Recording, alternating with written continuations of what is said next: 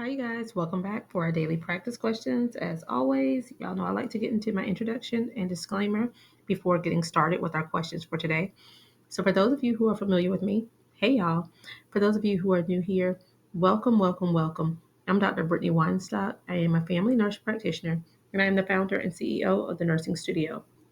I provide resources, tools, review courses, review videos, Q banks, one on one sessions, and more to assist nurses as well as nurse practitioners with success on their boards as well as in practice.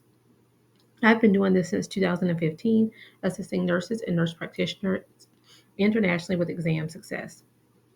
We have maintained a 99% pass rate, but y'all know I always like to get into my disclaimer before getting started and a reminder that we know there's no absolutes in medicine. We treat on a patient by patient basis, and any other questions that you see here, I have designed and created based on the current guidelines being tested on the ANCC as well as AAMP exam. Now, any of my videos that you see where I teach on things that we currently do in practice, I will always say that so there's no confusion.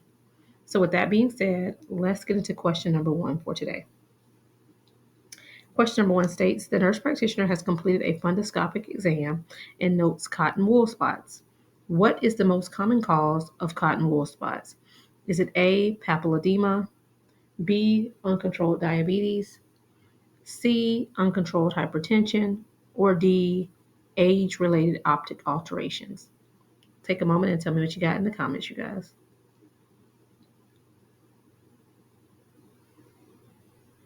All right, you guys. So, I always recommend reading the stem of the question first so it allows you to slow down to ensure you're answering what's even being asked, right?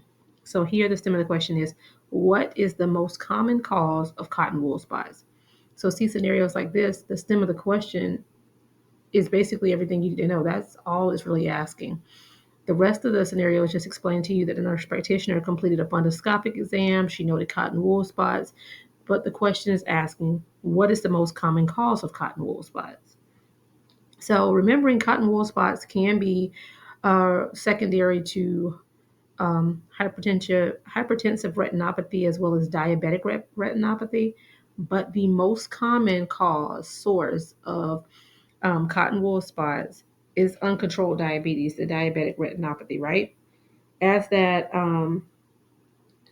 those blood sugar levels, those blood glucose levels remain uncontrolled, it long term, I should say, over a long term period, it begins to damage that nerve fibers of the retina. And as they begin to enlarge and swell, they start to appear with those white deposits looking like the cotton wool spots. But that is most commonly secondary to uncontrolled diabetes, okay? But again, it can come secondary to uncontrolled hypertension as well. But the most common source is from diabetic retinopathy. And I always like to tell you both, just in case you run into this question or anything like this on boards, but also in practice. So if you see these things, knowing what to assess and how to monitor those. I really go through that. I don't know if you've seen my Study With Me series, but I'll link the EENT Study With Me series in my description of this video. But if you go to playlist under this channel, you'll see all of where I have group videos together because it's over 300. So to kind of help you navigate a little bit easier. But I have a Study With Me series where I was using my review book and just flipping through on different videos and studying with you guys and really breaking it down and showing you how to walk through and review best.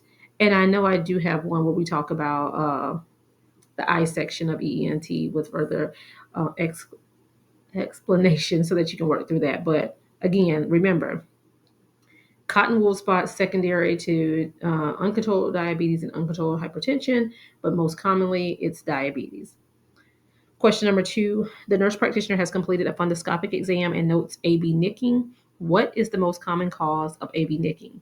Is it A, papilledema, B, uncontrolled hypertension, C, uncontrolled diabetes, or D, age-related optic alterations? Take a moment and tell me what you got. All right, so here's the question is, what is the most common cause of AB nicking, right? So same thing here. The nurse practitioner did a fundoscopic exam, notes AB nicking, but what is the most common cause of AB nicking? Now, B is your best answer here. uncontrolled hypertension, because hypertensive retinopathy is that most common cause for AV nicking. Um, with uncontrolled hypertension, it leads to damage to the vessels.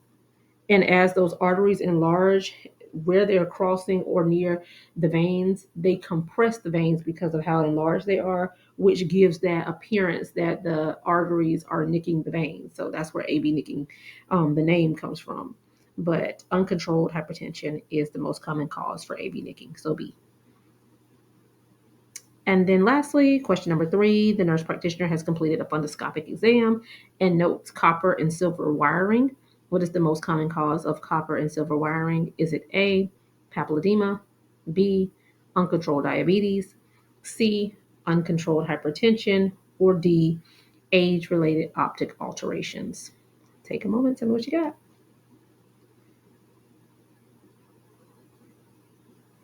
All right, so here the stem of the question is, what is the most common cause of copper and silver wiring? So again, lastly on this question, the nurse practitioner has done a fundoscopic exam, notes copper and silver wiring. So what is the most common cause of that? And the best answer here is C, uncontrolled hypertension, because again, as from a long-term perspective in the damage to those vessels, hypertensive retinopathy, the main reason where that copper and silver wiring name comes from, because your arteries have that reddish color looking like copper is where they say the name. But the impact is when it isn't occluded, when there's occlusion in those vessels, it will appear white or silver when you're looking on the exam. So you know that there has been extreme damage, long-term uncontrolled hypertension, and further management needs to be provided, but also you need to get on top of and try to aid in controlling the hypertension. But we we often forget how important and how valuable doing these eye exams are to giving us a overview of the patient. Looking into their eyes can tell you significant factors. So be sure that you know what these are. For exam purposes, like I say, my best recommendations, and again, I'll link my video on here to help you guys if you're studying and you struggle with these areas.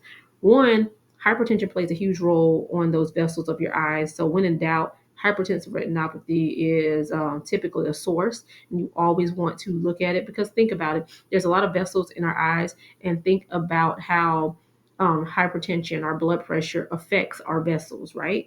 So when in doubt, go back, take yourself back to how our body really functions.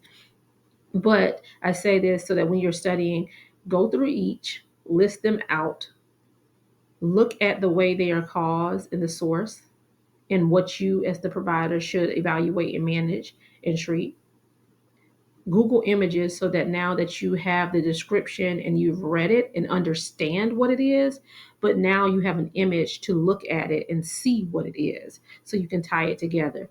And then do these questions to apply your knowledge. That's big on how I teach with things. So you will see in that video where I'm doing study with me, you'll see me talking through it like that to kind of help you. But that's also how I recommend reviewing, and that's how I design my book so that you can navigate a little bit through. But I know that because we don't do fundoscopic exams so frequently, sometimes this stuff can merge together. Some things will look alike. So that's my best recommendation to help you for exams, even when you're in school, for board prep, and then also when you're practicing. Okay.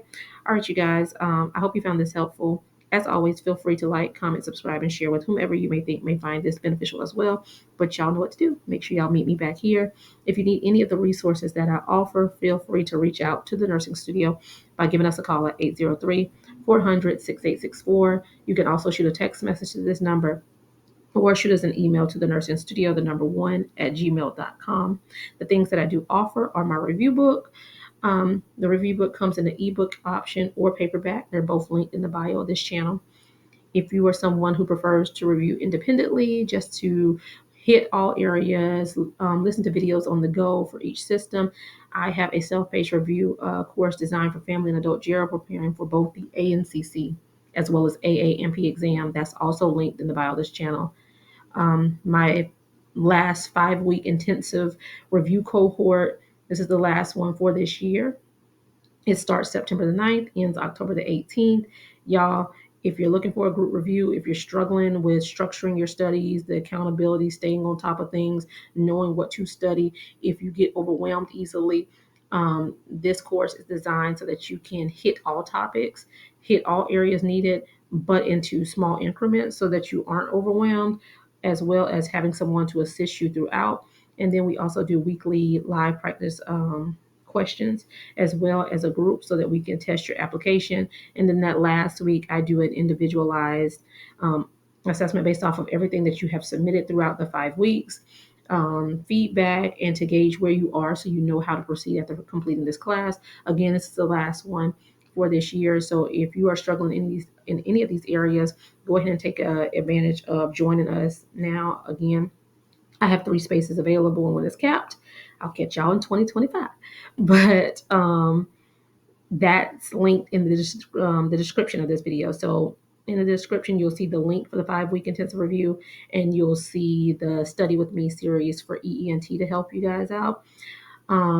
If you are looking to do practice questions, all of my QBank options are linked in the bio of this channel because I have it broken down in several ways to try to meet everybody where you are. So if you're looking just to study and do mini quizzes here and there for now, there's an option for that. If you're looking to do a complete practice exam, I have two. One that's specifically designed like the ANCC, the other like the AAMP.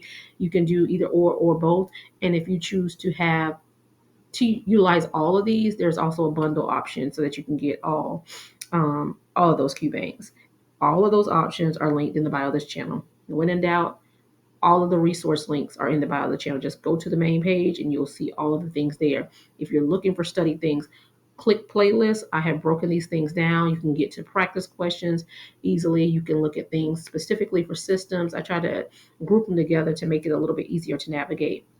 And then lastly, if you need one-on-one sessions, with the one-on-one sessions, I always say reach out to us because things are customized per review student.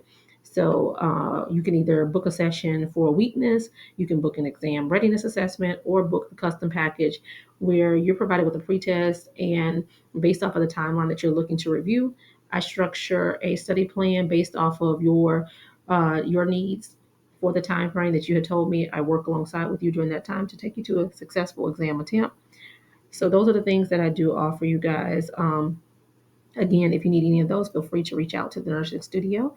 But make sure y'all meet me back here. Happy studying. Bye, y'all.